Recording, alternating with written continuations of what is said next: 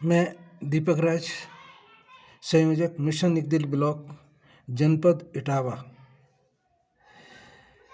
Mission इकदिल block मतलब एक अधिकार के लिए आवाज़ और सत्य के लिए संघर्ष। इस मिशन के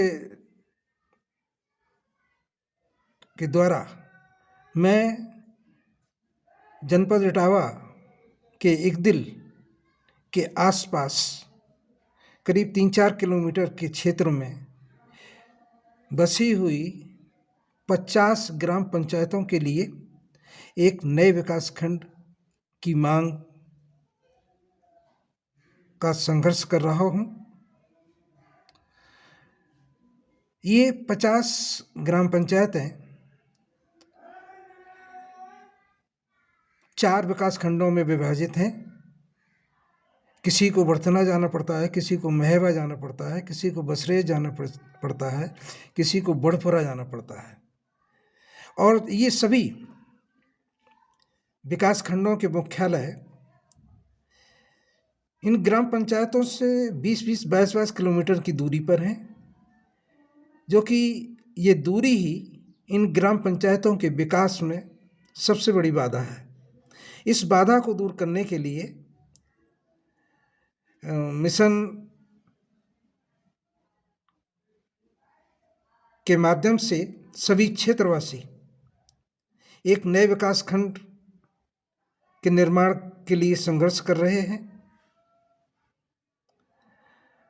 और 10 साल के दौरान उत्तर प्रदेश सरकार को जो भी प्रपत्रों और कार्यवाहियों की ज़रूरत पड़ी वो उसने जिला स्तर से पूर्ण करवाई है।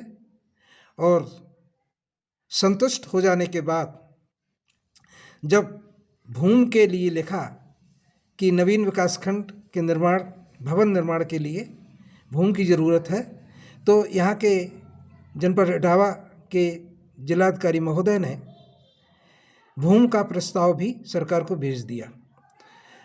लगभग 1.5 साल से कोई भी प्रतिक्रिया नहीं हुई।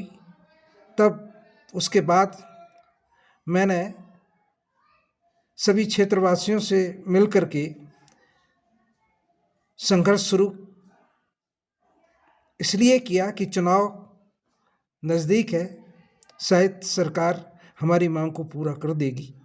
तो मैंने 35 ग्राम पंचायतों में सत्याग्रह कार्यक्रम किया, 10 ग्राम पंचायतों में चुनाव बहिष्कार का कार्यक्रम किया और मुबारकपुर गांव में बैठ करके आमरण अनशन किया। लेकिन षड्यंत्र के तहत हमारा अनशन खत्म करवा दिया गया और यहाँ की बड़थना की विधायिका श्रीमती सावित्री कठेरिया जी ने आश्वासन दिया कि हम इसके लिए कार्रवाई करेंगे।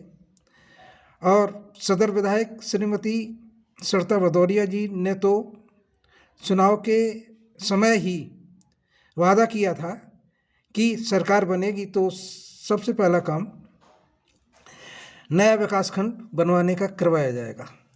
और यहाँ के सांसद माननीय रामशंकर कठेरिया जी ने भी इस बात को महसूस किया कि ये मांग बहुत ही जायज़ है और नए विकासखंड का निर्माण होना चाहिए। लेकिन इन तीनों लोगों ने इस समस्या को गंभीरता से नहीं लिया और ये देख करके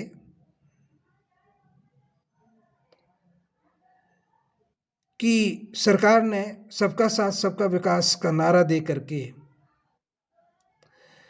यहाँ की जनता का साथ तो ले लिया, लेकिन विकास के नाम पर कितना बड़ा धोखा दिया है, कितना बड़ा विश्वासघात किया है। हम आपको सभी कार्यक्रम क्रम बाई क्रम दिखाएंगे।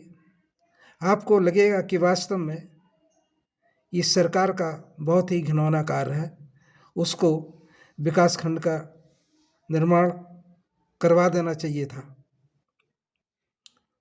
धन्यवाद।